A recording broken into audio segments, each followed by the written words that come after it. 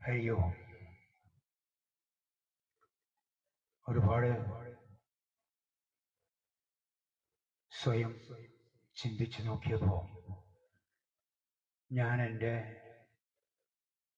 ജോലി വളരെ ആത്മാർത്ഥമായി ചെയ്തിട്ടുണ്ട് എന്ന് മനസ്സിലാക്കിയ ഒരു സന്ദർഭമാണ് മൂർത്തിയുടെ ഈ ഇൻവിറ്റേഷനും കുറച്ചു കാലമായി മോഹൻജിയുമായിട്ടുള്ള അടുപ്പവും ഒക്കെ മനസ്സിലാക്കുന്നത്. അങ്ങനെ വരുമ്പോ 1980 എൻ്റെ ക്ലാസ്സിലിരുന്ന് പഠിച്ചിട്ടുള്ള കുട്ടികൾ അവരുടെ കുട്ടിത്തരങ്ങളും കുസൃതികളും മറ്റെല്ലാ ചേഷ്ടകളെന്ന് പറയുമ്പോൾ ആരും അതിനെ അങ്ങ് ഇകഴ്ത്തി കാണേണ്ട ആവശ്യമില്ല. ചെറിയ കുട്ടികളാകുമ്പോൾ അങ്ങനെയൊക്കെ ഉണ്ടാവും. ആ രീതിയിൽ കണ്ടുകൊണ്ട് ഓരോരുത്തരെയും മനസ്സിലാക്കാൻ എൻ്റെ കഴിവിൻ്റെ പരമാവധി ഞാൻ ശ്രമിച്ചിട്ടുണ്ട് എന്നതിനുള്ള ഒരു സർട്ടിഫിക്കറ്റ് ആണ് നിങ്ങളുടെ മുമ്പിൽ ഞാനിവിടെ നിൽക്കാൻ ഇടയാക്കിയത്. അതിന് എൻ്റെ അന്നത്തെ പ്രിയപ്പെട്ട കുട്ടികളെ, ഇന്നത്തെ പ്രിയപ്പെട്ട ലോകോത്തര വ്യക്തിത്വങ്ങളെ ഞാൻ ശരിക്കും അഭിനന്ദിക്കുന്നു, ബഹുമാനിക്കുന്നു. ഈ ബഹുമാനം എന്ന് പറയുന്നത് കുട്ടികൾക്ക് മാസ്റ്റർമാരെ ബഹുമാനിക്കാനേ പാടുള്ളൂ എന്ന് ചിന്തിക്കുന്ന ഒരു മാനസികാവസ്ഥ എനിക്കില്ല, തീർച്ചയായും ഇല്ല. കാരണം ബഹുമാനത്തിന്റെ അർഹത വളരെ ഷട്ടിലാണ്. അങ്ങനെയുള്ള ആ അർഹത നേടിയിട്ടുള്ള ഒരു പറ്റം വിദ്യാർത്ഥികളുടെ ഇടയിൽ ഞാൻ ഇന്ന് നിൽക്കുമ്പോൾ തികച്ചും ഞാൻ ചാരിതാർത്ഥനാണ്. എനിക്ക് അതിലൊരു അഹങ്കാരമുണ്ട്, എന്നോട് ക്ഷമിക്കണം. കാരണം ഇന്നിവിടെ ഞാൻ എത്താൻ കാരണം തന്നെ ഞാൻ പഠിപ്പിച്ച ഒരു കുട്ടിയുടെ നിർബന്ധമാണ്.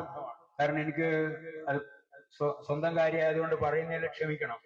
ഇടക്കാലത്ത് ഒരു ചെറിയൊരു ആക്സിഡന്റ് പറ്റിയിട്ട് കാലിന് ചെറിയൊരു ബുദ്ധിമുട്ടുണ്ടായി. ആ ബുദ്ധിമുട്ടിന് കൊണ്ട് വരാൻ പറ്റില്ല എന്ന് ഞാൻ മൂർത്തിയെ വിളിച്ച് അറിയിച്ചു. അപ്പോഴ് അവന്റെ വകയുള്ള ഒരു, അവൻ എന്ന് പറയുന്നതിൽ തെറ്റിദ്ധരിക്കണ്ട, അവന്റെ കൂട്ടത്തിലുള്ള ആ വർത്തമാനം എന്താണെന്ന് ഞാനിപ്പോ ഇവിടെ പറയുന്നില്ല. അത് ഞാനും അവനും തമ്മിൽ മാത്രം അറിഞ്ഞാൽ മതി. പിന്നെ മറ്റൊരു കാര്യം, പഠിപ്പിച്ച വേറൊരു കുട്ടിയുടെ അടുത്ത് പോയി ചോദിച്ചപ്പോ, ആ സാറേ നമുക്ക് പോകാം, ഞാൻ വരാം എന്ന് പറഞ്ഞ് എന്റെ കൂടെ എന്നെ കൂട്ടി ഇവിടെ എത്തിച്ച എന്റെ പ്രിയപ്പെട്ട മോൾ ആണ് സുജൻ. അപ്പൊ അവിടെയൊക്കെ ഞാൻ പഠിപ്പിച്ച മക്കള് എനിക്കിന്നും സ്വന്തം കുട്ടികളെ പോലെ പ്രവർത്തിക്കുന്നു എന്നതില് തികച്ചും എന്റെ ജോലിയിൽ ഞാൻ സംതൃപ്തനാണ്. ഭഗവാനെ അങ്ങനെ ഒരു അനുഗ്രഹം തന്നതിൽ ഞാൻ അങ്ങയോട് നന്ദിയുള്ളവനാണ്. എല്ലാവർക്കും ഇനി പറയാനുള്ളത്, സാഹിത്യത്തില് ഏറ്റവും ബുദ്ധിമുട്ട് പിടിച്ച ഒരു മേഖലയാണ് ഈ ആത്മകഥാ രചന എന്നത് എന്ന് എന്നെ പഠിപ്പിച്ച പ്രൊഫസർ എന്നോട് പറഞ്ഞിട്ടുണ്ട്.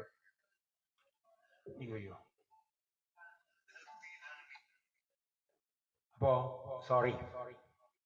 അപ്പൊ അതുകൊണ്ട് വളരെ ബുദ്ധിമുട്ട് പിടിച്ച മേഖലയാണെന്ന് പറയാനുള്ള കാരണം എന്താന്ന് ചോദിച്ചപ്പോ, അന്ന് എന്തെങ്കിലുമൊക്കെ എഴുതാൻ കഴിയല്ലോ, പിന്നെന്താ ഇത്ര വലിയ ബുദ്ധിമുട്ടെന്ന് ചോദിച്ചപ്പോ സാറ് പറഞ്ഞത്, ആത്മകഥ എഴുതുമ്പോ ഒരിക്കലും സത്യസന്ധമാകാൻ സാധ്യതയില്ല, കളവ് പറയേണ്ടി വരും നമ്മളെന്നാണ്. അത് നമ്മുടെ മനസ്സിന്റെ ഒരു വിഷമമാണ്. നമ്മൾക്ക് പറ്റിയിട്ടുള്ള ആർക്കും തന്നെ ഞാനൊരു മോശക്കാരനാണെന്ന് പറയാൻ ആഗ്രഹം ഉണ്ടാവില്ല. അപ്പൊ അങ്ങനെ, അല്ലെങ്കിൽ എനിക്ക് ഇന്ന ഒരു അമളി പറ്റി, അല്ലെങ്കിൽ ഞാൻ ഇന്ന തരത്തിലായിരുന്നു എന്ന് പറയാൻ ആഗ്രഹം ഉണ്ടാവില്ല.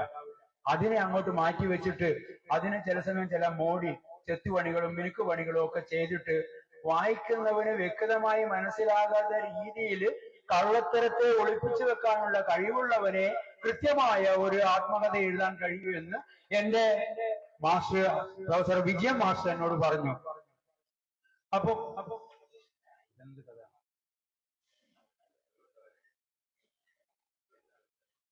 വ്യക്തമായി ആ കാര്യം ഞാൻ അന്ന് ബോധ്യപ്പെട്ടതോടുകൂടി തന്നെ, നേരത്തെ ഏതോ ഒരു ആള് ഇവിടെ ഒരാൾ വന്ന് പറഞ്ഞാൽ ആത്മകഥ വായിക്കാറുണ്ടെന്ന്.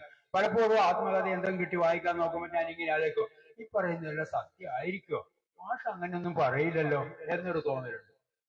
പക്ഷേ ഇവിടുത്തെ ഈ ആത്മകഥ, മോത്തിയുടെ ആത്മകഥയിൽ സത്യസന്ധത ഉണ്ടായിരിക്കുമെന്ന് എനിക്ക് നല്ല ഉറപ്പുണ്ട്. അത് ഞാൻ വായിക്കണമെന്നില്ല. മാഡം കുറച്ചു ഭാഗം വായിച്ചു നോക്കിയിട്ട്, പുറഭാഗം വായിച്ചു നോക്കിയിട്ട് സത്യസന്ധത ഉണ്ടെന്ന് പറഞ്ഞുവല്ലോ. പക്ഷേ എനിക്കത് വായിക്കാനുള്ള അവസരം കിട്ടിയിട്ടില്ല. എങ്കിലും വായിക്കാതെ തന്നെ എനിക്ക് പറയാം, മോദിയുടെ അനുഭവം സത്യസന്ധമായി വിവരിച്ചിരിക്കുമെന്ന്. കാരണം എന്താണെന്നറിയോ? സത്യസന്ധമായ പല കാര്യങ്ങളും അല്ലെങ്കിൽ അനുഭവങ്ങളെ ഞങ്ങൾ അന്യോന്യം ഡിസ്കസ് ചെയ്യാറുണ്ടായിരുന്നു എന്നുള്ളതാണ്.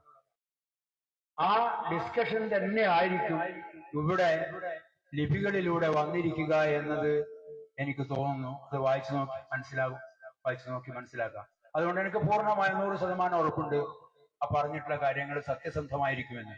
അതുകൊണ്ട് തന്നെ യാതൊരു മനഃശാഞ്ചല്യം കൂടാതെ ഈ ആത്മകഥാ പുസ്തകം നമുക്ക് എല്ലാവർക്കും വായിക്കാവുന്നതാണ്.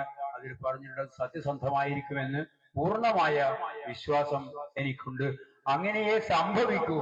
കാരണം നമ്മുടെ എല്ലാവരുടെയും പ്രവൃത്തികളും നമ്മുടെ എല്ലാവരുടെയും രീതികളും അങ്ങനെ തന്നെ ആയിരിക്കും, അങ്ങനെ തന്നെ ആയിരുന്നു എന്ന് സാക്ഷ്യപ്പെടുത്താൻ എളിയ മനസ്സോടുകൂടി എനിക്ക് സാധിക്കുന്നു എന്നത് വലിയൊരു കാര്യമായി ഞാൻ കാണുന്നു.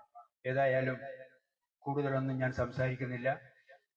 ഈ തരത്തിലുള്ള ഒരു കാര്യങ്ങളൊക്കെ സംഘടിപ്പിക്കാൻ സാധിച്ചതിൽ അങ്ങേയറ്റം എനിക്ക് സന്തോഷമുണ്ട്.